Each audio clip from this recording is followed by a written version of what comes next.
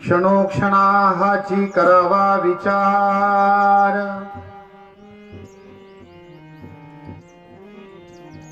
फक्त स्वर धरा बाबा. क्षणोक्षणाहाची करावा विचार, तरावया पार भव सिंधू.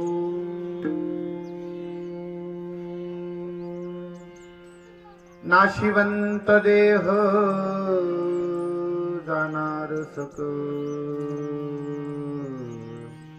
आयुष्य खातो काळ सावधान. संत समागमी धरावी आवडी, संत समागमी धरावी आवडी, करावी तातडी परमार्थाची. नाशिवंत देह जाणार सक, आयुष्य खातो काळ सावधान. तुका म्हणे इहलोकीच्या व्यवहारे, तुका म्हणे इहलोकीच्या व्यवहारे, नका डोळे दुरे भरोनी राहू.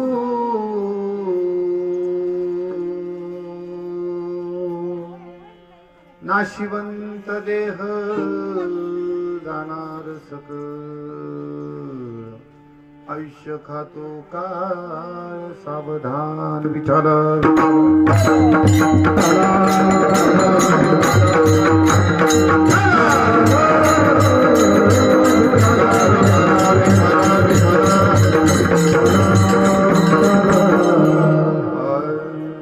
महायोग पीठे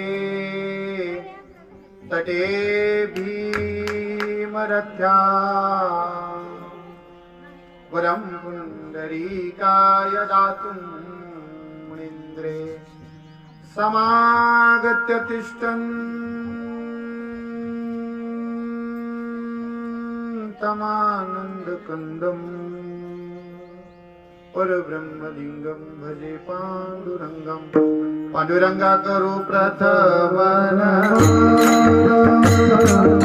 दुसरे चरण संतांचे, दुसरे चरण संतांचे.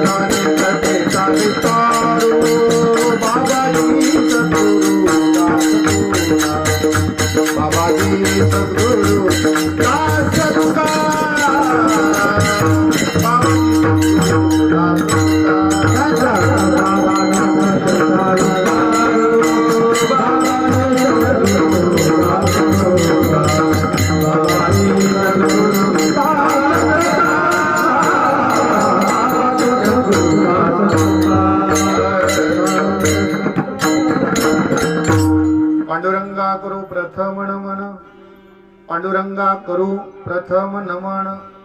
दुसरे चरण संतांचिया, त्यांच्या कृपादाने कथेचा विस्तार. बाबाजी सद्गुरु दास तुका, जयांचे केलिया स्मरण, जयांचे केलिया स्मरण. होय सकळ विद्येचे अधिकरण, तेची बंधू श्री चरण श्री गुरूंचे. ते नमस्कारोनी आता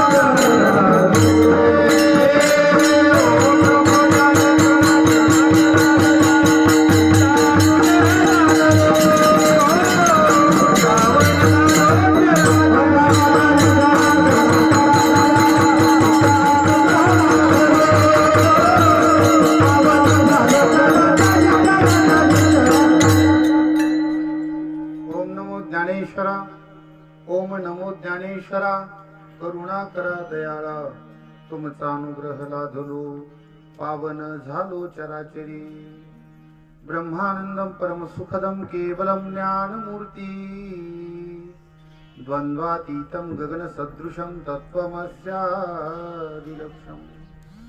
एकं नित्यं विमलमचलं सर्वधी साक्षीभूतम् भावातीतं त्रिगुणरहितं सद्गुरुं तं नमामि।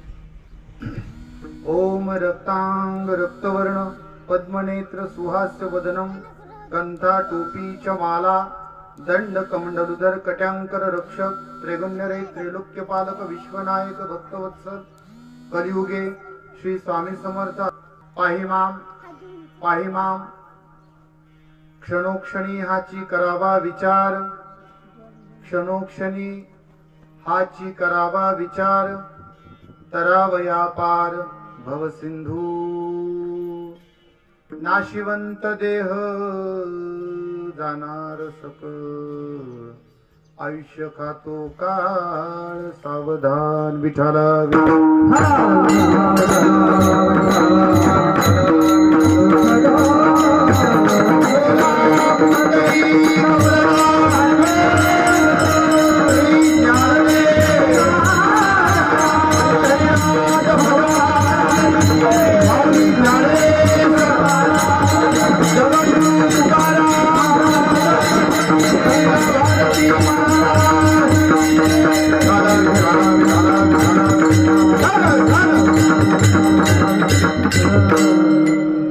क्षणोक्षणी हाची करावा विचार क्षणोक्षणी हाची करावा विचार तरावया पार भव सिंधू नाशिवंत देह जाणार सकळ आयुष्य खातो काळ सावधान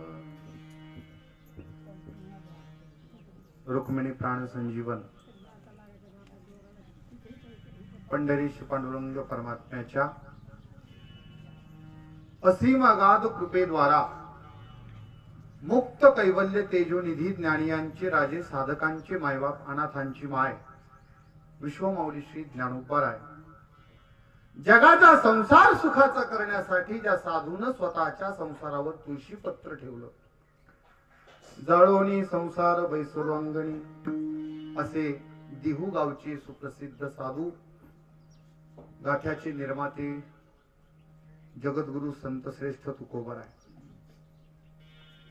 वारकरी संप्रदायाचा प्रचार आणि प्रसार करण्यासाठी ज्यांनी महाराष्ट्रासह महाराष्ट्राच्या बाहेर पंजाब राज्यापर्यंत प्रयत्न केले शीख धर्मीयांच्या पवित्र गुरुग्रंथ साहिब या ग्रंथामध्ये वारकरी संप्रदायांच्या अभंगांना स्थान निर्माण करून दिलं असे नामधारक संत नामदेवराया अरे कांदा मुळा भाजी अवघी विठाबाई माझी, असं म्हणत आपल्या कर्मावर निष्ठा जपणारे आणि कर्मामध्येच देव दडलेला आहे, पांडुरंग दडलेला आहे, ही शिकवण जगाला सांगणारे आमचे संत सावता महाराज.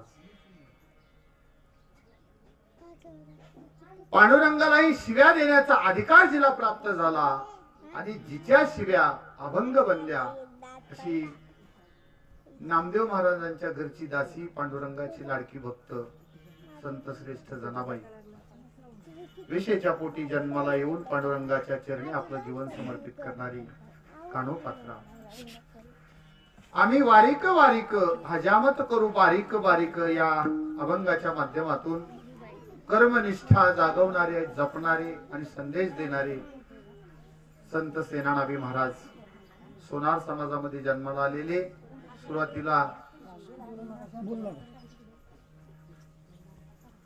शैव असणारे आणि नंतर वैष्णव झालेले संत नरहरी महाराज, मुसलमान समाजामध्ये जन्माला आलेले दोहे रचणारे आमचे कबीर महाराज, लतीफ महाराज, मोमीन महाराज आदी करून वारकरी संप्रदायाने स्वीकारलेल्या सर्व संतांच्या चरणी लागून आजच्या सेवेला प्रारंभ विठ्ठला.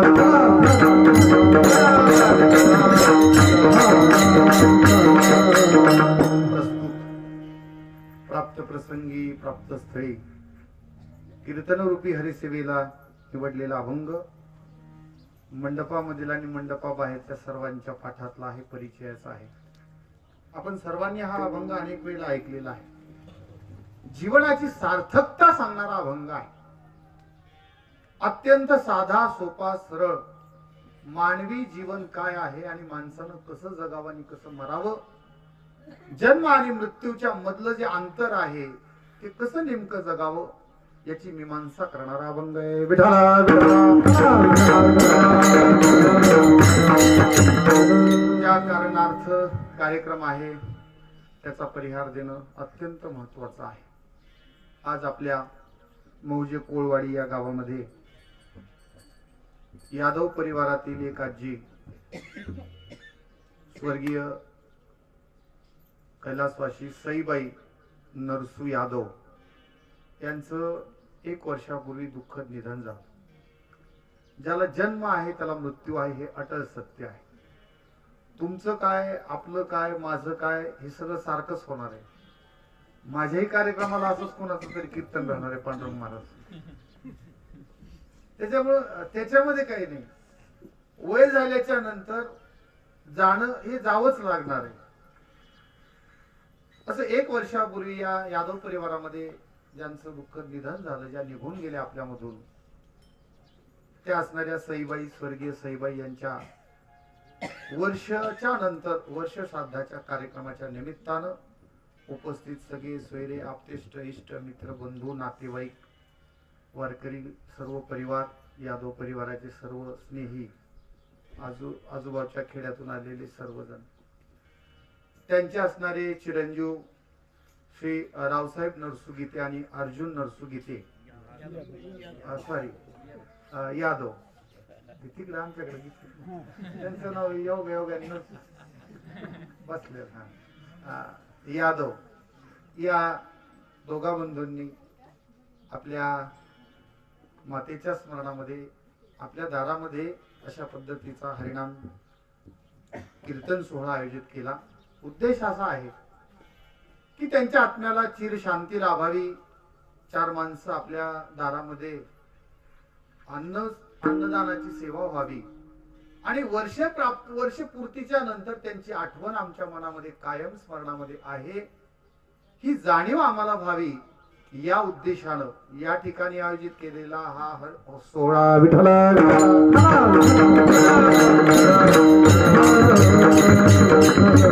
या कार्यक्रमासाठी उपस्थित असलेले आणि माझ्यावर ज्यांचं प्रचंड प्रेम आहे, मला जे दिशा दर्शवतात, संप्रदायामध्ये काम करत असताना ज्यांच्याकडे आम्ही पाहून जगण्याचा आदर्श घेतो. साधा जर एखादा साध्या संस्थांचा मठाधिपती असेल तर मला वाटतं तो फॉर्च्युनर गाडीमध्ये फिरल्याशिवाय राहत नाही. आमचे बाबा अपवाद आहेत. मला बाबा, मी म्हणत असतो, बाबा तुम्ही रिक्षामध्ये असं दिसल्यावर आम्हाला कसं तरी वाटतं. तुम्ही त्यांना ती सवय झाली. ते म्हणतात मला काही वाटत नाही. महाराज, टमटमनी फिरणारा साधू, मोटारसायकलवर फिरणारा, पोथ्यांना जाणारा हा साधू आपल्या डोळ्यासमोर आणि आपल्यामध्ये आहे. फक्त तो आपल्याला ओळखता आला पाहिजे. विठाला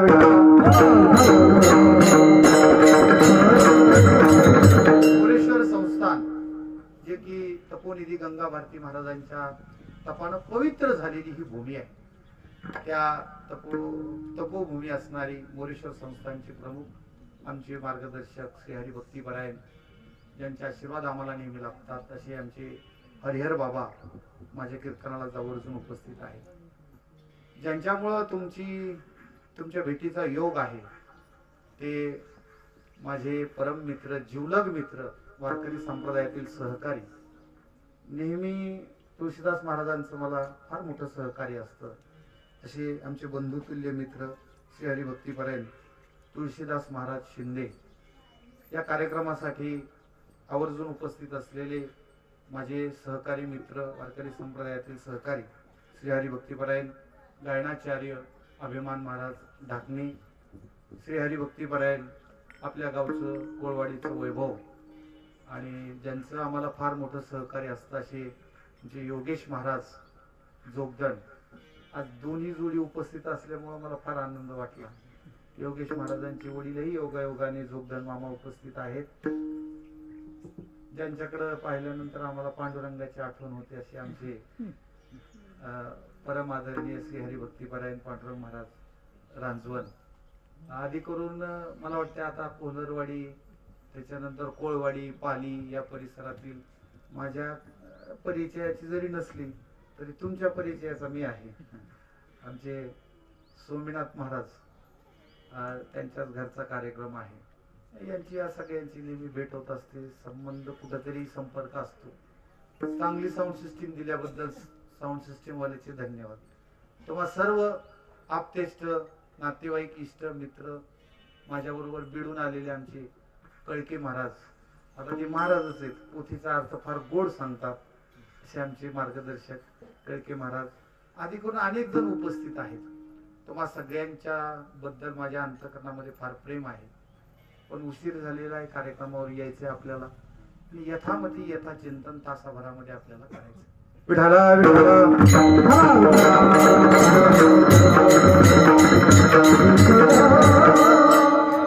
असो, कीर्तनासाठी निवडलेला विषय आपणा सर्वांचा परिचयाचा आहे, आपल्या सर्वांना जाणीव आहे. मी एक गोष्ट कीर्तनाच्या प्रारंभी तुम्हाला सांगून जाईल, ती तुम्हाला पटेल, कदाचित पटणारही नाही. पण जर सहज जर सांगितलं ना, काय आपण नेहमी बोलतो, काय माणूस जीवनाचं काय खरंय, आज आहे तर उद्या नाही. आपण तुम्ही ऐकत असाल बघा, आजकाल हे वर्तमान युग आहे ना, हे एवढं धकाधकीचं युग आहे, सोशल मीडियाचं युग आहे. आणि म्हणून मोबाईलवर वगैरे आम्ही नेहमी ऐकतो बघा, भावपूर्ण श्रद्धांजली, कुणाचा तरी असा फोटो येतो आपल्या ओळखीच्या माणसाचा, आणि वरी 4 अक्षर लिहिलेले असतात, भावपूर्ण श्रद्धांजली. ते अक्षर पाहिल्याच्या नंतर पोटात कालो. महाराज, तरुण जर एखादा पोरगा असेल आणि तो जर गेलेला असेल तर त्याचं सगळं घर उघड्यावर पडतं. त्याची पत्नी असेल, आई वडील असतील, भाऊ बहीण असेल, बहिणीचा भाऊ जातो, पत्नीचं आयुष्य वैधव्यामध्ये जातं, पोरांचा बाप निघून जातो. पण अशा ज्या घटना घडू लागतात ना, आता हल्ली कोरोनामध्ये अनेक माणसं गेली, अनेक मुलं गेली, पण तरी सुद्धा आपल्याला जीवन काय आहे आणि ते जीवन कसं जगायला पाहिजे हे आणखी कळलेलं नाही. विठाला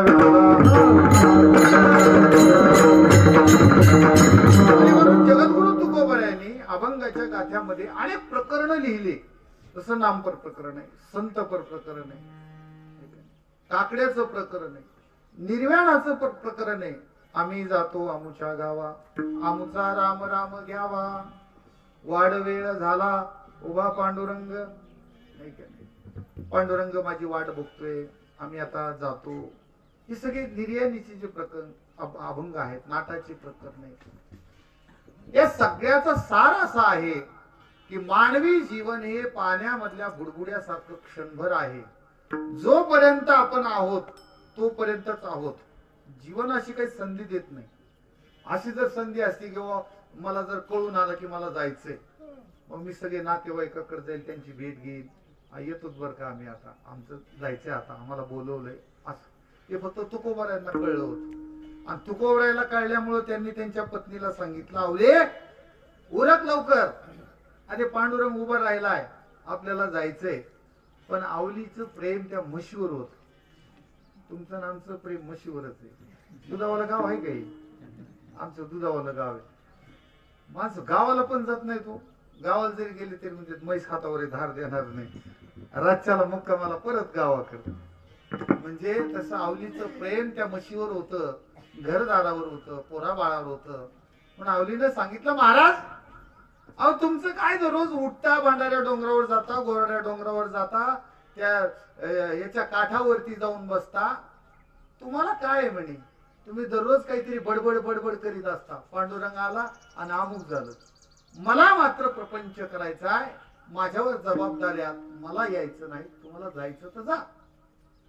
तुकाराम महाराज एकटेच निघाले. तुम्हा सर्वांना प्रकरण माहित आहेत.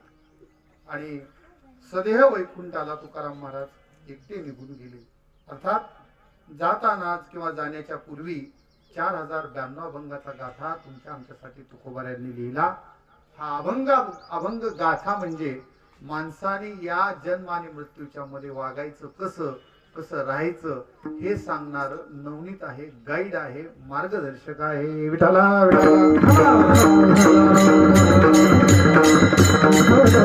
आणि म्हणून मी पैशावाला आहे, मी अमुक राव आहे, मी तमुक राव आहे, मी सभापती आहे, मी चेअरमन आहे, मी सरपंच आहे, मी आमदार आहे, मी खासदार आहे, मी व्यापारी आहे, मी काय जे असेल हे सगळं झूट आहे, मिथ्या आहे, स्वप्नवत आहे, तृणवत आहे. तुम्हाला आम्हाला एक दिवशी या सगळ्याचा त्याग करून जायचा आहे. किती जरी संपत्तीवाला असला, किती जरी शेतीपोतीवाला असला, 500 एकर जमिनीवाला जरी असला, तरी शेवट मात्र त्याच्यावर वस्त्र कफनाच आहे. आणि त्या कफनाला कधी ब्रँड नसतो, साधा कपडा असतो तो. गरीब असेल काय, श्रीमंत असेल काय, दाता असेल काय, भिकारी असेल काय, राजा असेल काय, रंक असेल, नर असेल, मादी असेल, यावत योनी मधल्या प्रत्येक जीवाला एक दिवशी हा नर देव सोडून आपल्याला जायचंय. म्हणून आपलं काहीच नाही, नाही. आणि जर आपलं असतं तर आजपर्यंत जे मोठाले लोक होऊन गेले ना महाराज, ते सगळं सोबत घेऊन गेले असते. पण इथं मात्र आपल्याला काहीही सोबत नेता येत नाही.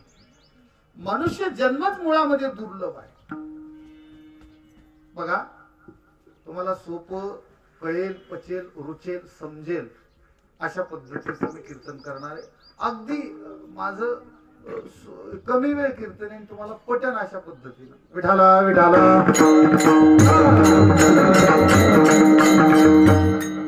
आद्य शंकराचार्यांनी एक विवेक चूडामणी नावाचा ग्रंथ लिहिला. आपणा बऱ्याच जणाला याच्यामध्ये माहित असेल. त्या ग्रंथामधल्या 2ऱ्या स्कंदामध्ये फार मोठा गोड श्लोक आलेला आहे. दुर्लभम त्रेमेवैत देवानुग्रह हेतुकम मनुष्यत्वम मुमुक्षत्वम महापुरुष संश्रया. विठला या श्लोकाचा सरळ सरळ मराठी अर्थ असा आहे की 3 गोष्टी या जगामध्ये मात्र दुर्लभ आहेत. पहिली गोष्ट सांगतात शंकराचार्य, दुर्लभम त्रेमेव येत देवानुग्रह हेतुकम. देवाच्या अनुग्रहाशिवाय या 3 गोष्टी प्राप्तच होत नाहीत. त्याच्यातली पहिली गोष्ट मनुष्यत्वम, मनुष्य जन्म दुर्लभ आहे. दुसरा गोष्ट, जरी मनुष्य जन्म मिळाला तरी सुद्धा मुमुक्षु पुरुष दुर्लभ आहे.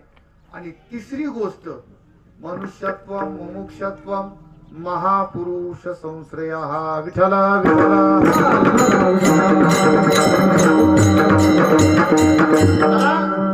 आपण याची चिकित्सा करूया. जगद्गुरु तुकोबराय सुद्धा हेच सांगतात, साधूचा संघ दुर्लभ आहे, संतांचा संघ दुर्लभ आहे. किती दुर्लभ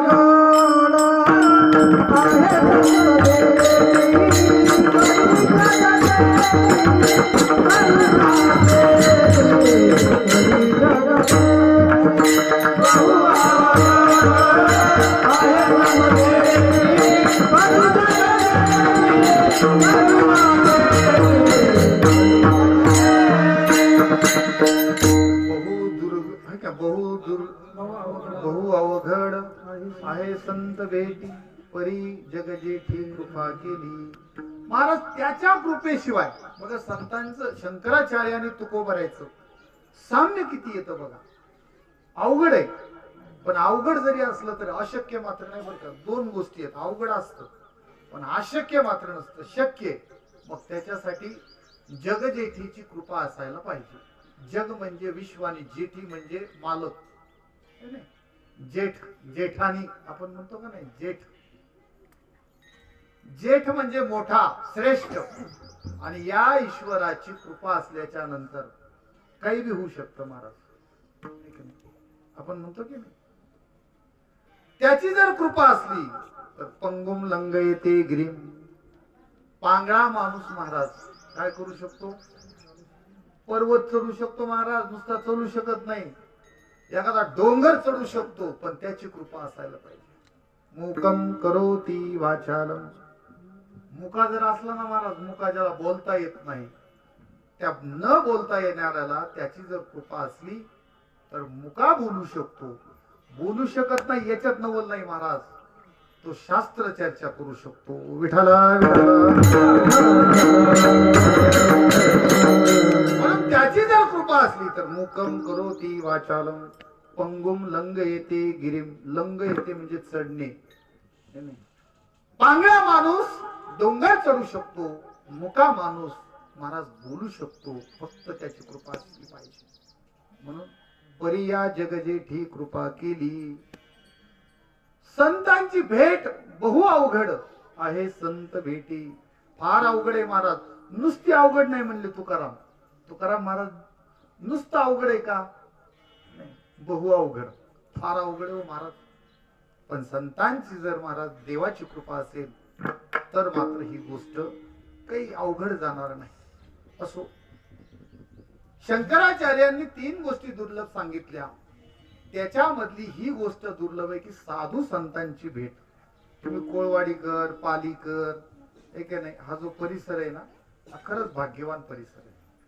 तुमच्या भागाला महाराज गंगा भारती महाराज, ईश्वर भारती महाराज यांची संगती महाराज, या भूमीमध्ये त्यांची पावलं उमटलेली आहेत महाराज. भूमीचं महात्म्य एवढं असतं ना, तुमची जर तुम्ही हरिहर महाराजांच्या तिथं जर गेले मोरेश्वर दर्या मोरदऱ्यामध्ये तर बघा बरं तिथं कसं प्रसन्न वाटतं.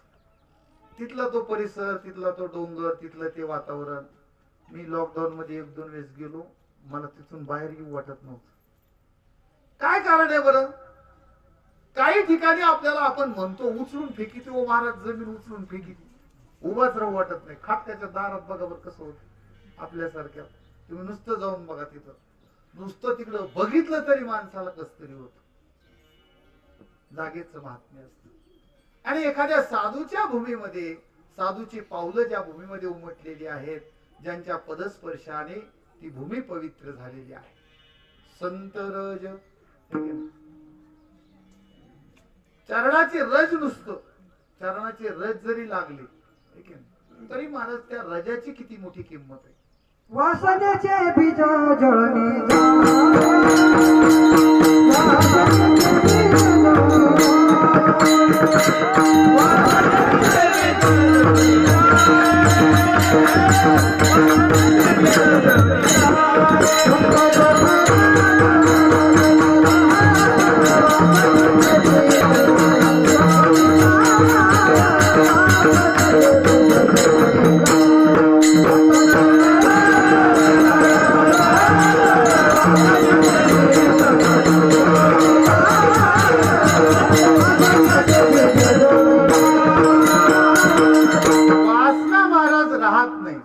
संतांची पाय जिथे लागली, चरणाची धूळ जरी लागली, वासनेचे बीज जळून जाई. आणि ही गोष्ट संतांनी सांगितली बरं का. म्हणजे संतांची एवढी मोठी ताकद आहे, नुसती भेट जरी झाली, नाथ महाराज तर म्हणतात मला त्याला आलिंगणच देऊ वाटतं संतांना. मज वाटे त्यासी आलिंगण द्यावे, कदा न सोडावे चरण त्यांचे. का असं वाटतं, असं जर प्रश्न नाथ महाराजांना विचारला तर नाथ महाराज म्हणतात संतांची नुसती अर्ध्या क्षणाची जरी संगती घडली अर्धक्षण घडता संताचे संगती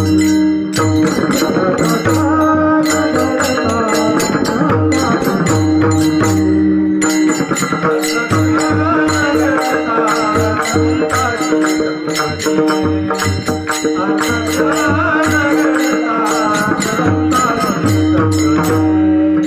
आपने होय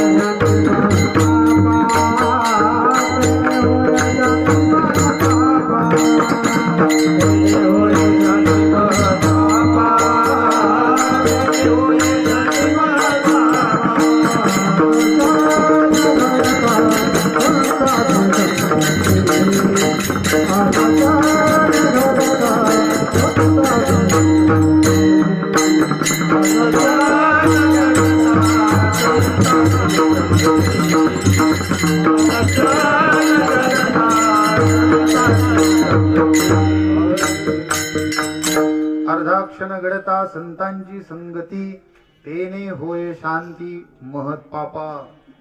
नुसतं पाप नाही बर का, संतांचे शब्द एवढे पवित्र आहेत महाराज. तुम्ही जर बारकाईने जर ऐकले का, नुसतं पाप म्हणता आलं असतं, पण कोणतं पाप महाराज? नारदाची आणि वाल्या कोळ्याची संगती घडली महाराज. तुम्ही आम्ही काहीच पापी नाही. फार झालं तर सख्या भावाचा बाण कोरण्यापुरते पापी, फार झालं तर भावाचं पुरीचं लग्न मोडण्यापुरते पापीत, फार झाले तर दुसऱ्यावर जाळण्यापुरते पापीत. जाळण्याचा एक रोग लागलाय, जाळक्या रोग लोकांमध्ये. शेजारच्याची प्रगती झाली, मित्राची प्रगती झाली, भाऊबंधातली प्रगती झाली, लोक उगत जुळत काय की नाही. एखादा महाराज लय फॉर्म मध्ये आला, लोक जुळत. तात्पर्य असं आहे, संतांच्या संगतीमध्ये जर गेलं तर आपल्या जीवनामध्ये महत् पाप जे आहे, आपण काहीच पाप नाही केलेलं. वाल्या कोळ्यानं एवढं पाप केलं होतं, माणसं मारायची आणि त्याची काउंटिंग, त्याची गणना कशाच करायची? मोजण्यासाठी. रांजण अशी 7 रांजण भरली महाराज, मारायचा, त्याचं सोनं नाणं लुटायचं. आणि नुसते माणसं नाही महाराज, माणसामधला द्विज म्हणजे ब्राह्मण. त्या काळामध्ये ब्राह्मणाकडे भरपूर माल होता, सोन्याच्या अंगठ्या काय म्हणजे ते सगळी पूजा अर्चा त्यांच्याकडे असायची. बिचाऱ्याकडे भरपूर पैसा होता, मारायचा आणि त्याचे रांजण महाराज भरून टाकायचा. गणना एवढी मोठी, एवढं पाप. मग एवढं पाप झाल्याच्या नंतर अर्धाक्षण महाराज संतांची संगती घडली, नारदांची भेट झाली. नारदांना मारायचा प्रयत्न केला. नारद म्हणले काही हरकत नाही, मला बांधून ठेव, घरी जाऊन ये विचार. घरी गेला, सांगितलं तुम्ही माझ्या पापात सहभागीत का? पत्नी, आई, वडील, मुलं यांनी सांगितलं आमचा तुमचा काही संबंध नाही, आम्ही तुमचे मुलं आहोत, पत्नी आहोत, आई वडील आहोत, तुमचं काम आहे आम्हाला घरचा आमचा सांभाळ करणं. पश्चाताप झाला, नारदाकडे आला. नारदांनी मंत्र दिला, राम नावाचा मंत्र जपू लागला. अर्थात संगती संतांची घडली. महाराज वाल्यासारखा कोळी, ज्याला आता वाल्या कोळी म्हणायची पण भीती वाटते महाराज, वाल्मिक ऋषी आहे की नाही. रामायण पुढे घडलं, यांनी अगोदर लिहिलं, एवढा मोठा अधिकार वाल्मिक ऋषींचा आहे. अर्थात संतांची संगती जर थोड्या वेळ असेल, तसं तुमच्या या भागामध्ये हरिहर बाबा सारखा साधू आहे, गुरुवर्य परमपूज्य श्री हरिभक्तीपरायण लक्ष्मण महाराज मेंगळे यांच्यासारखे साधुतुल्य व्यक्तिमत्व, बाबा यांचा सहवास तुम्हाला लाभतोय महाराज. या साधूची संतांची संगती जी आहे ना, ही संगती फार कमी लोकांना लाभते बरं का. जे चांगल्याच्या संगतीमध्ये येतात त्यांचे विचार चांगले होतात, आणि वाईटाच्या संगतीमध्ये जर राहिलं तर कायम महाराज तो वाईट राहतो. म्हणून संगतीवर असतं. आद्यगुरु शंकराचार्यांनी जो भाव सांगितला, 3 गोष्टी दुर्लभ आहेत, त्याच्यातली संगती जी आहे, संतांची संगती दुर्लभ आहे. दुर्लभम त्रयमेव येत देवानुग्रह हेतुकम मनुष्यत्वम मुमुक्षत्वम महापुरुष संश्रय. हा महापुरुषाचा आश्रय महाराज, ही पहिली गोष्ट आहे. दुसरी गोष्ट आहे, माणूस मुमुक्षत्व असला पाहिजे. माणसाचा जन्म दुर्लभ आहे महाराज, पण दुर्लभ जन्मामध्ये सुद्धा बऱ्याच वेळेस मुमुक्षु पुरुष दुर्लभ असतो. आता मुमुक्षु पुरुष म्हणजे काय है नाही. जगद्गुरु तुकोबरायच्या जर भाषेमध्ये सांगितलं आपण तर अत्यंत सोपं आहे. विठला विठला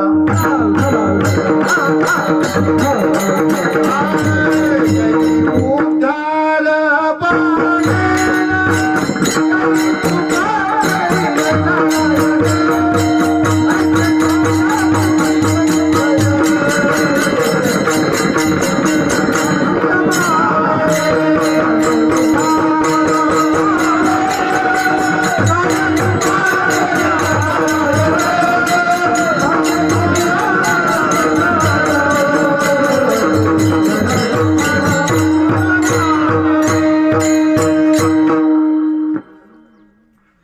किती सोपं आहे महाराज. कशाला म्हणायचं मुमुक्षत्व कशाला म्हणायचं. मोक्ष जो आहे, आता मोक्षाची व्याख्याच अशी आहे, मला देवाची भेट व्हावी अशी इच्छा ज्याच्या मनामध्ये आहे त्याला मुमुक्ष म्हणायचं. सोपी व्याख्या. विठला लोकांना पैसा भेटावा अशी इच्छा असते, त्याच्यासाठी आयुष्य त्याच्यासाठी प्रयत्न करतात, पण देव भेटावा असं फार कमी जणांना वाटतं.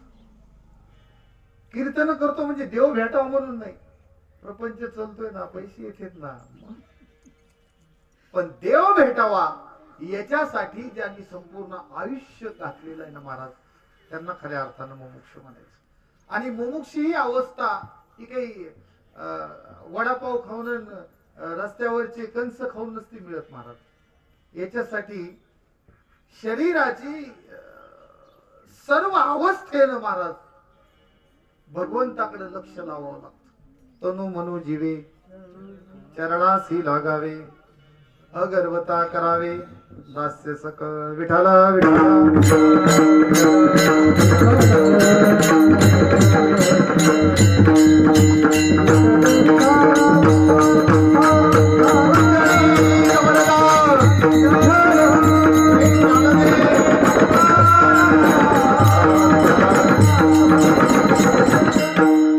चौथ्या अध्यायामध्ये भगवान श्रीकृष्णानं फार गोड अशा प्रकारचा श्लोक लिहिलेला आहे.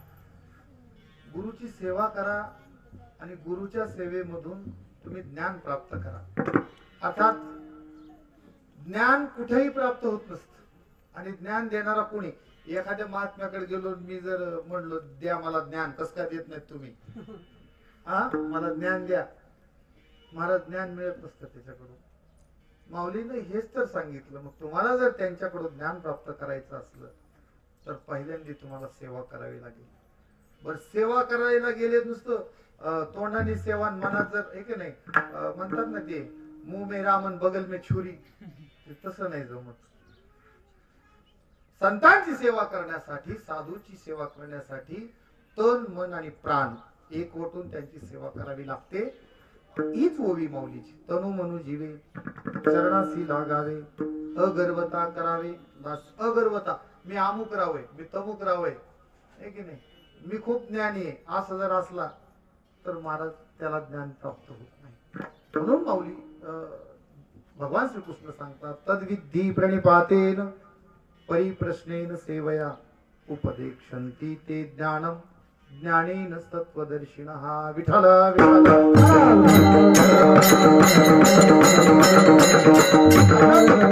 मुमुक्षाची जी अवस्था झाली तरच महाराज त्या ठिकाणी. आता हुरडा खायचा आपल्याला, नाही, हुरड्याची अवस्था निघून गेल्यावर ज्यावेळेस ती भेड झाल्यावर हुरडा खायला जमन का? आणि हुरडा खायच्या अगोदरच नुसती पोटऱ्यात आली ज्वारी, मग आपण हुरडा खायला गेलो, जमल का? त्याची एक अवस्था असते. तसं महाराज मुमुक्षु एक अवस्था आहे, आणि ती अवस्था प्राप्त झाल्याशिवाय भगवंताची प्राप्ती होत नाही, हा सिद्धांत आहे. विठला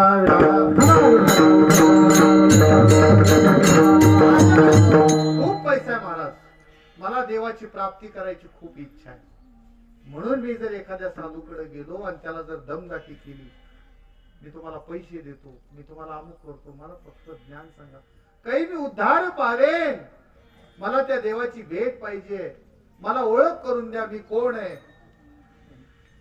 साधू फक्त 4 शब्दांनीच ओळख करून देतात, फार फार मोठं गुह्य ज्ञान नसतं जे वेदानं सांगितलं. पण त्यांच्या मुखामधून ऐकल्याच्या नंतर हे सगळं जे चालू आहे ना, सगळे ग्रंथ, सगळे कथा, सगळं रामायण, हे सगळं फक्त एकाच तत्वासाठी चालू आहे बरं का, अहम ब्रह्म. फक्त याची ओळख होण्यासाठी हा सगळा अशा प्रकारचा कथा काय, कीर्तन काय, हे सगळं चालू आहे. या सगळ्याचा जर सार काय असला, अयमात्मा ब्रह्म, तत्वमसी, प्रज्ञानाम ब्रह्म आणि अहम ब्रह्मास्मी. विठाला महाराज, दुधामध्ये लोणी आहे, दुधामध्ये नवनीत आहे, पण ते काढण्यासाठी एखाद्याने आडमुठी मास सारखं असं मला म्हणले या पातेल्यामध्ये लोणी आहे, दुधामध्ये लोणी आहे. बघा बरं महाराज, सापडते का? आणि मी जर असं खालीवरी करून बघितलं की लोणी काढायचं, पण ते दुधात लोणी कुठे आहे सध्या? मग त्याची जी अवस्था आहे, त्याची जी प्रक्रिया आहे, ती प्रक्रिया करण्यासाठी माऊलींना हरिपाठामध्ये म्हणतो नवनीता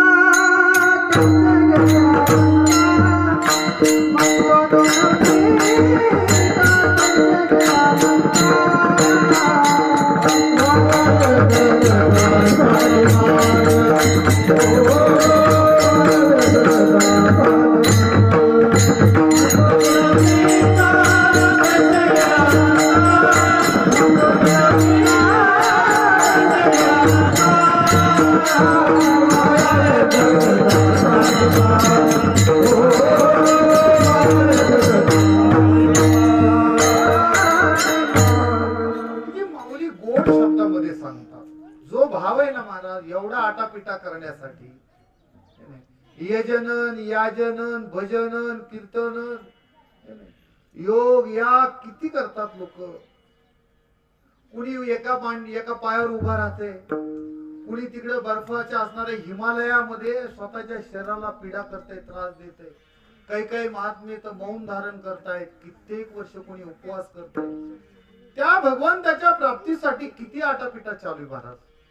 आपण जर पाहिलं, आपण जर नुसतं उत्तर भारतामध्ये जर गेलो तर एवढे महाराज संन्यासी आहेत, संन्यस्त जीवन जगतायत फक्त त्या ईश्वराच्या प्राप्तीसाठी. माऊलीनं ज्ञानेश्वरीमध्ये जरा आगळ्या वेगळ्या प्रकारे संन्यासाची व्याख्या केली. माऊली फार गोड बोलतात. मी माझे आठवण विसरले जयाचे अंतःकरण, पार्था तोची संन्यासी जान निरंतर. विठ्ठल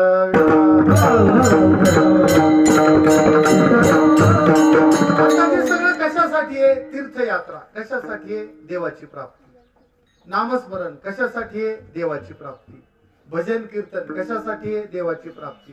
ग्रंथ अध्ययन कशासाठी आहे? देवाची प्राप्ती. संन्यस्त जीवन जगणे कशासाठी? देवाची प्राप्ती. योग याग यज्ञ कशासाठी आहे? देवाची प्राप्ती. मग हे सगळं जर देवाच्या प्राप्तीसाठी जर आपला आटापिटा असेल तर याच अवस्थेला मुमुक्षु म्हणायचं. विठ्ठला विठ्ठला. देव भेटो नाही तर नाही भेटो, पण मला देव भेटायला पाहिजे, माझ्या घरी देव आला पाहिजे, माझ्यावर देवाची कृपा झाली पाहिजे, मला देवानं भेट दिली पाहिजे.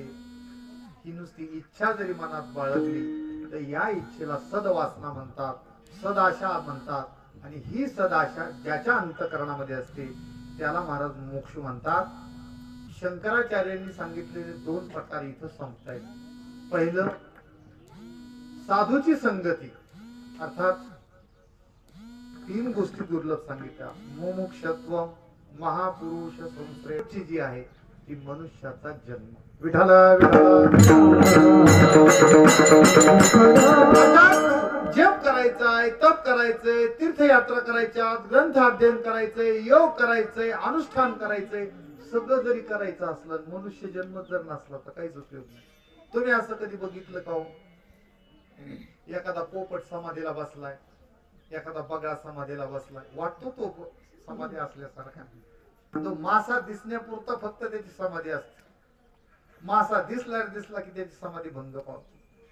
जनावरे, गुरे, ढोरे, पशु अर्थात जलचर, भूचर आणि खेचर या कोणत्याच प्राण्याला देवाची प्राप्ती व्हावी अर्थात मुमुक्षत्व हा भाव, ही स्थिती त्याच्या मनामध्ये नसते.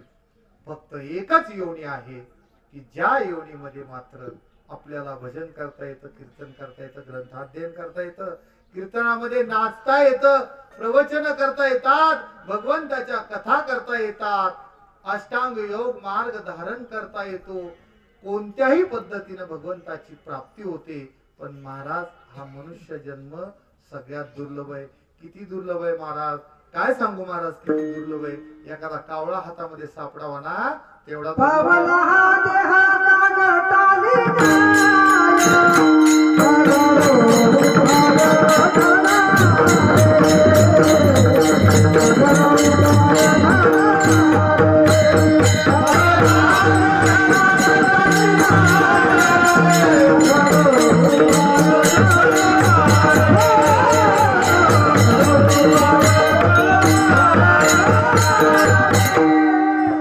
महाराज एवढा दुर्लभ आहे, एवढा दुर्लभ आहे. जगद्गुरु तुकोबर यांनी याला काक शास्त्रातला एक न्याय आहे. काक न्याय म्हणतात त्याला. न्यायशास्त्रामध्ये अनेक प्रकारचे न्याय आहेत. त्याच्यामधला हा काक न्याय आहे. आणि या काक न्यायाचा असं आहे बघा, काक म्हणजे कावळा. कावळा जसा असं सभागती सापडतो, सभागती नाव आहे आपल्याकडे, आहे की नाही.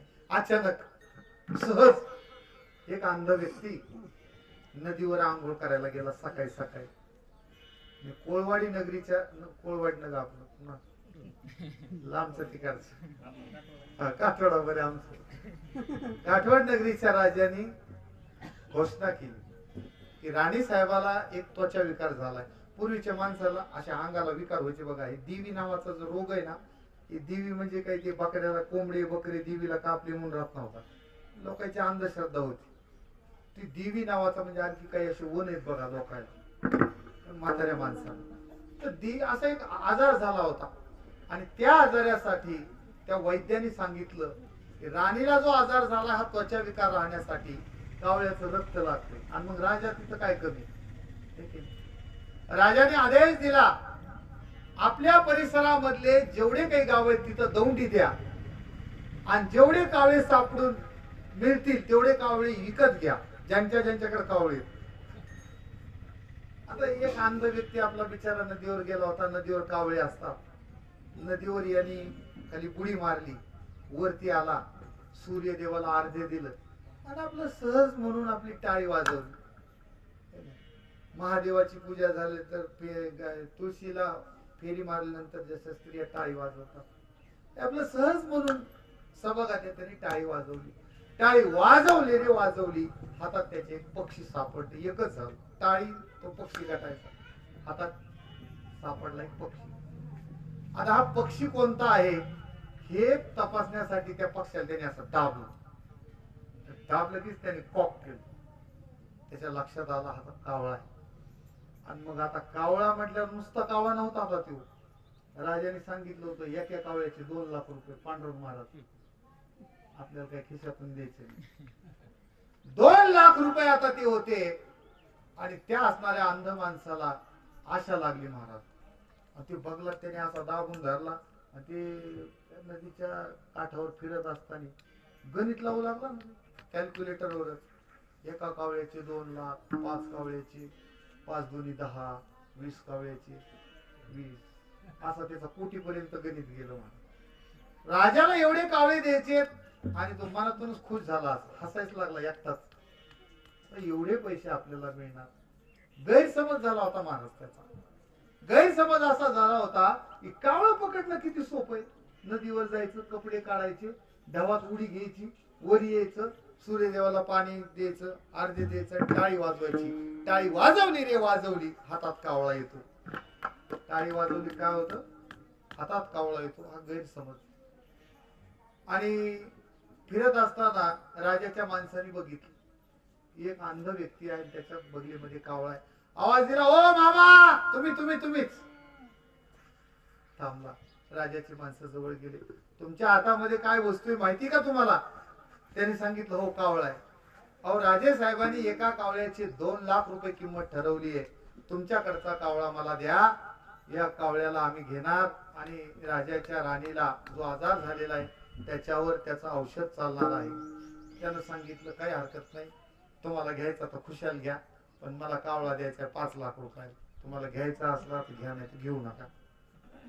आता यांनी असं आडून धरल्यावर ते म्हणजे जाऊ द्या, मग काय सौदा जमला नाही. 3 लाख रुपये जास्त सांगायला लागला तो. हा परत गेला.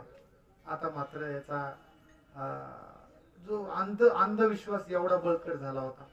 हा म्हणला काहीच करायचं नाही, आता इथून पुढे कोणतं काम करायचं नाही, रानात जायचं नाही, काही नाही काही नाही, फक्त कावळे पकडायचे आणि राजाला द्यायचे. जेवढे कावळे होते तेवढे, आणि नाही दिले तर मग 2.5 लाखाचा आहे ना 3 लाखाचा आहे ना, पण 5 म्हणायचं. असा त्याच्या डोक्यामध्ये विचार. पुन्हा नदीवर गेला. कावळा मात्र बघलीत बरं का, लक्षात ठेवा. नदीवर गेला. पुन्हा महाराज त्या नदीच्या पाण्यात बुडी मारली, आणि बुडी मारल्याच्या नंतर पुन्हा वरती आला. गैरसमज फार मोठा. गैरसमज हा एखाद्या दुर्धर आजारासारखा असतो. गैरसमज झालेला होता. कावळा पकडणं फार सोपं आहे. टाळी वाजवली की कावळा हातात आहे.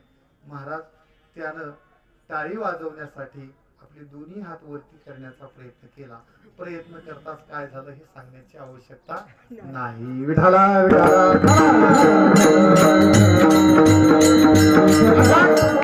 प्राप्त झालेला कावळा सुद्धा महाराज निघून गेला. शास्त्रामध्ये याला परिपालन म्हणतात. योग घडणे म्हणजे प्राप्त होणे.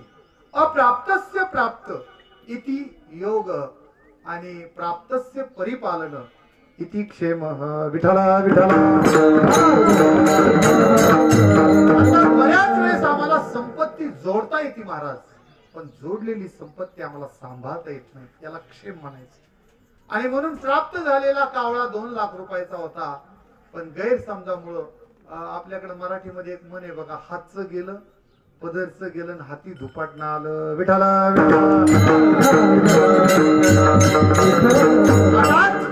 तुम्हाला आम्हाला मिळालेला मनुष्य देह सुद्धा या कावळ्यासारखाच आहे. आम्हाला मिळाला महाराज, पण 70 वर्ष आम्हाला झाले आयुष्याचे, कुणाला 50 वर्ष झाले, माझ्यासारख्याला 40व चालू आहे की नाही, काही जणाला 25व चालू आहे, काही जणाला 20व चालू आहे. पण हे सगळे महाराज दुसरीकडेच भरकटले. कुणी घर बांधायच्या नादात आहे, कुणी रोडचे पैसे मोजिते आलेले, कुणी त्या पैशाचे प्लॉट घेते, कुणी बँकेत टाकते, कुणी गाड्या घेते, कुणी ते काय मौज मजा करते. ज्याच्यासाठी मात्र जन्म झालाय ते तो देव आणि त्याचे उपकार तर लांबच राहिले. मला सांगा, जन्मापासून मरेपर्यंत जो आम्हाला ऑक्सिजनचा पुरवठा करतो ना, तो महाराज तुम्ही त्याला देव म्हणा, अल्लाह म्हणा, ईश्वर म्हणा, खुदा म्हणा, गॉड म्हणा, काय म्हणायचे ते म्हणा, पण त्या शक्तीचं अस्तित्व नाकारता येत नाही.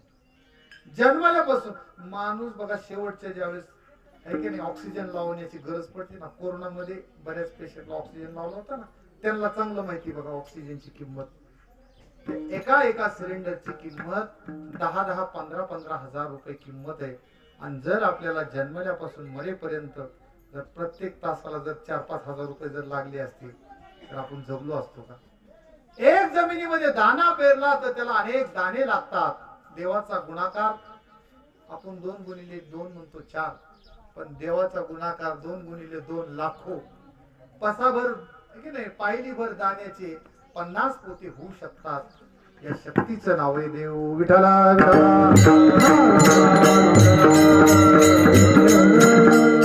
या शक्तीला प्राप्त करून घेण्यासाठीच महाराज मनुष्य देह आहे. आम्हाला मिळाला, पण महाराज कळाला नाही. आणि जर कळाला असता तर सख्या भावाच्या पोरीचं लग्न सख्या भावाने मोडलं नसतं. देव जर कळाला असता तर दारू पिऊन सोलापूर धुळे हायवेला कोसळून पडला नसता. जर देव कळाला असता तर महाराज दररोज पैशाची उधळपट्टी करून ज्याच्यावर नाही करायला पाहिजे त्याच्यावर महाराज केली नसती. दुसरीकडे चांगल्या कामासाठी पैसा खर्च केला असता. जर देव कळाला असता तर व्यसनी बनला नसता. जर देव कळाला असता तर महाराज आज जे समाजामध्ये आपण पेपरला ऐकतो अशा प्रकारच्या घटना घडल्या नसत्या. म्हणून मनुष्य जन्म हा दुर्लभ आहे. तुम्हाला आम्हाला मिळालेला आहे. जोपर्यंत आपण आहोत तोपर्यंत या जीवनाचं यथार्थ कल्याण आपण करून घेतलं पाहिजे. परमार्थामध्ये कल्याण शब्द फार चांगल्या अर्थाने वापरलाय. कल्याण शब्दाचा अर्थ आहे देवाची अर्थात जीवाची आणि शिवाची भेट होणे. जीव शिव ऐक्यता याला देव म्हणतात, कल्याण म्हणतात. पण लोक म्हणतात महाराज त्यांचं कल्याण झालं बरं का, त्यांची 2 एकर जमीन हायवे मध्ये गेली आणि त्यांना एवढा पैसा आलाय की विचारायचंच काम नाही, लयच कल्याण झाले. महाराज त्यांच्या बोरला रात्रंदिवस पाणी, लयच कल्याण झाले. त्यांच्या विहिरीला एवढं पाणी लागले ना, त्यांनी सगळा 20 एकर नुसता ऊसच केलाय. फार कल्याण झालं त्यांचं. अर्थात या अर्थी कल्याण शब्द नाही तर देवाची प्राप्ती होणं या शब्दाला कल्याण म्हणतात, भल म्हणतात, गोमत म्हणतात, चांगलं म्हणतात. म्हणून तुम्हा आम्हाला मिळालेला जो मनुष्य देह आहे या देहामध्ये आपण चांगलंच केलं पाहिजे. किती दिवस जगायचे माणसानं जर विचार केला तर आपलं आयुष्य फार कमी आहे. मी सांगत नाही बरं का, ही सगळी जी प्रमाण आहेत ना संतांची, ही जर आम्ही एका दिवशी जर असं शांत बसलो आणि त्या प्रमाणाचा जर आम्ही विचार केला ना तर आम्हाला आमच्या जीवनाचं गणित हे तुकाराम महाराजांनी सांगितले लक्षात येईल. विठाला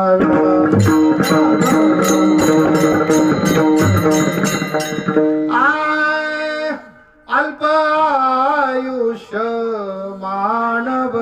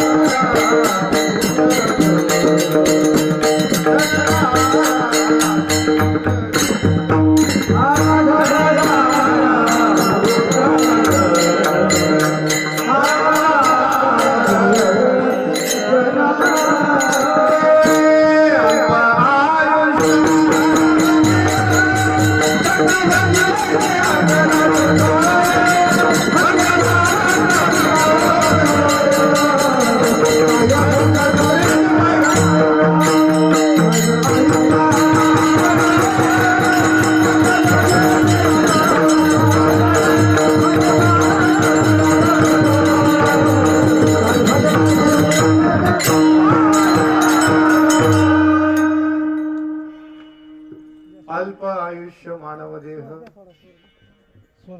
शतगणिले ते अर्धरात खाय.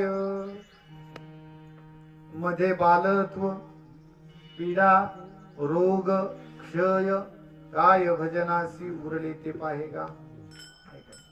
महाराज 100 वर्षाचं आयुष्य हे त्या काळामध्ये म्हणजे 400 वर्षापूर्वी तुकोबाराने आम्हाला सांगितलं. अल्प आयुष्य मानव देह शतगणिले, शतगणिले म्हणजे 100, शतगणिले आणि त्या शत मधले अर्धे कुणी खाल्ले? रात्रीने खाल्ले ना महाराज. 50 वर्ष झोपला. कमाल वाटते मला, आपण 50 वर्ष झोपतो महाराज, आपल्याला पण कळत नाही. माझं तर म्हणणं आहे तुकोबाराचं इथं थोडं आणखी कमी पडले, 50 नाही, काही काही दुपारी झोपत येत 5-5 तास 4-4 तास, हे तर जास्त आहे. शतगणिले ते अर्धरात खाय. त्याच्यामध्ये पुन्हा करा 100 - 50 खाली राहिले 50. त्याच्यामध्ये बालत्व 25 वर्ष गेले ना पांडुरंग महाराज, मध्ये बालत्व आणि त्या 25 मध्ये पुन्हा पीडा रोग काहीतरी कुठाने चालूच येत ना. टीबी झाला, काय शुगर झाली, बीपी झाला, पॅरलिस आला, अमुक झालं, चालूच असते. इथं दुखत आहे तिथं दुखत आहे, असं एरवी तर चालूच आहे. कंबरच दुखत आहे, पाठच दुखत आहे. पुन्हा थोडं वयाला लागलं गुडघेच दुखायला लागले, ऑइलच संपलं, कोणाच्या खोबा निष्ठाला, कोणाचं. आता हे सगळं जे आहे याचं वर्णन तुकोबाराय करतात आणि तुकोबाराय एक शेवटला प्रश्न विचारतात, काय भजनासी उरले ते पाहेगा. आपण जर सूक्ष्म दृष्ट्या विचार केला तर भजनासाठी आपल्याकडे वेळ उरत नाही. म्हणून जगद्गुरु तुकोबाराय म्हणतात, बाबा एका मिनिटाला, एका मिनिटाला नाही महाराज, एका क्षणाला करवा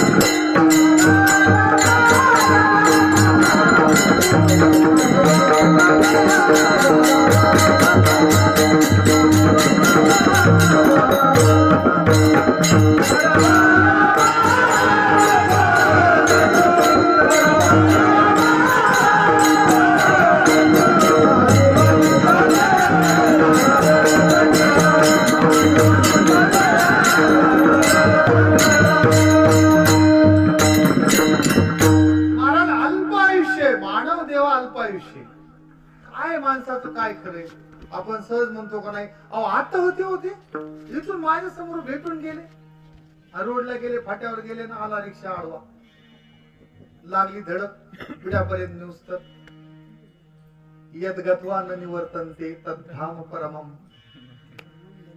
माणसाचं असंच, कोणाला अटॅक आहे, कोणाला झटका आहे, कोणाला काहीच नाही महाराज. झोपीमध्ये जातात काही लोक.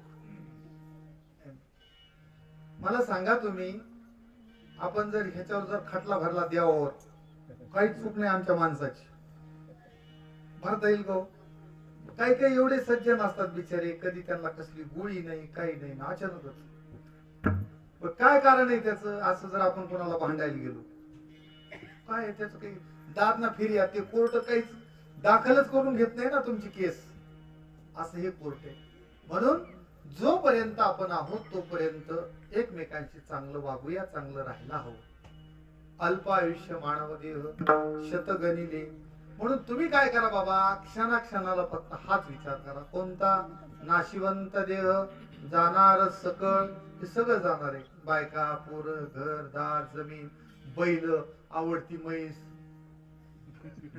आवडते बैल, आवडते घोरे, रान, गुरं, ढोर, हे सगळं जाणार आहे. नाशिवंत देह, जाणार सकळ. सकळ हा शब्द वापरला तुकाराम महाराजांनी, कोणा शब्दच नाही.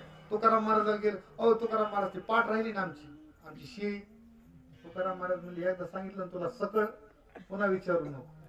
सगळं टोटल, घरातला आवडीचा असू, डब्यातला असू, नाही तर कशातला असू, सकळ. नाशिवंत देह, जाणार सकळ. आयुष्य खातो काळ सावधान. तुकाराम महाराज, नाशिवंत देह आहे, सगळं जाणार आहे, हे सगळं आम्हाला पटलं. मग याच्यासाठी या मनुष्य जन्म मिळालेल्या मनुष्य जन्मामध्ये आम्ही संगती तरी कुणाची करावं महाराज? संतांचे संग. अभंगाचं तिसरं चरण. संत समागमी, संत समागमी एकादी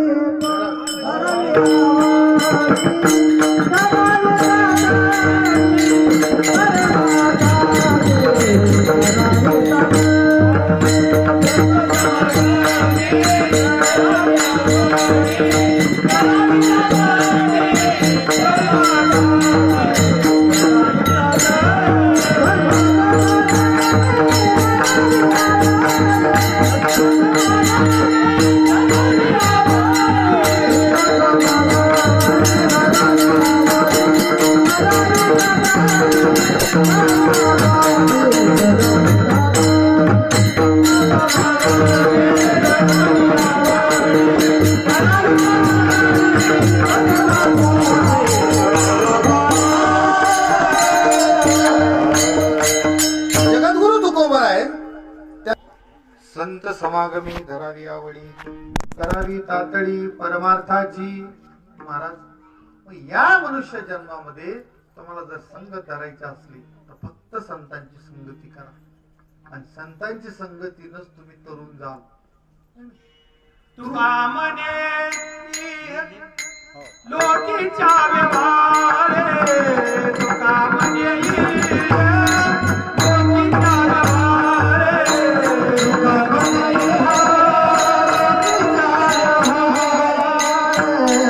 म्हणे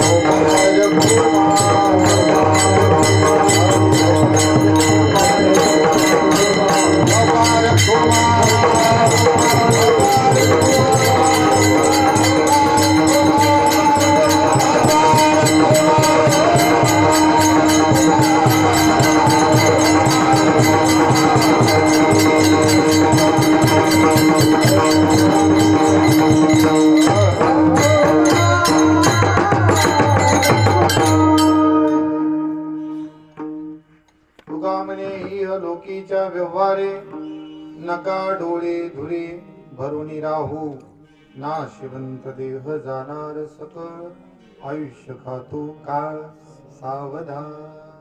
महाराज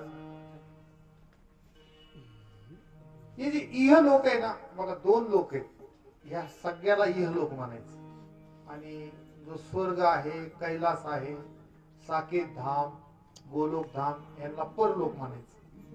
हा जो योग आहे ना, आपण जे वावरतोय किंवा चला पसायदानामध्ये एक छोटा एक पद आहे बघा, दृष्टा दृष्ट विजय भोवाई. दृष्ट म्हणजे दिसणार आणि अदृष्ट म्हणजे न दिसणार. जेवढे डोळ्याला दिसते का महाराज, आता माझ्या डोळ्याला हे मंडप आहे, ती बल्ली, ते झाडे, माणसं, अमुक तमुक हे सगळं दिसत. हे सगळं दिसणार जाणार आहे या लोकीच्या व्यवहारामधलं. आणि अदृष्ट म्हणजे डोळ्याला दिसत नाही पण अस्तित्व आहे. तुम्ही म्हणाल काय महाराज, वारा आम्हाला दिसत नाही पण नाही म्हणता येत नाही, आहे. तसं हे अदृष्ट आणि दृष्ट, हे जे दृष्ट भाग आहे तो दृष्ट भाग इह लोकामध्ये असतो आणि अदृष्ट भाग परलोकामध्ये असतो. म्हणून इहलोकीचे व्यवहार जे आहे तो का म्हणे, इहलोकीच्या व्यवहारे नका डोळे धुरे भरून राहू. धूर गेलेला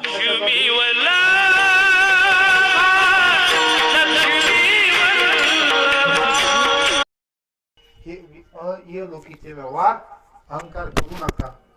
आपल्याला एके दिवशी जायचे. इहलोकीच्या व्यवहारे नका डोळे धुरे भरून राहू. असो यथामध्ये यथाचिंतन तास सव्वा तासाच्या या कीर्तनाच्या माध्यमातून तुमच्या समोर मांडण्याचा मी प्रामाणिक प्रयत्न केला. कोळवाडी या गावामधली आजची पहिलीच येण्याची योग आहे. आजचा पहिला योग आहे. आणि तुमचं गाव तसं पारमार्थिक आहे. बाबासारखा मी सुरुवातीला सांगितलं, हरिहर बाबासारखा महात्मा तुमच्या परिसराला लाभलेला आहे. म्हणून तुम्ही तुमच्या जीवनाचं कल्याण करून घ्या. साधूची संगती करा. संतांच्या संगतीमध्येच, संत संगतीमध्ये जीवनाला तरुणोपाय आहे. तरुण जर जायचं असलं तर संतांची संगती हे एकमेव औषध त्याच्यावरचं आहे.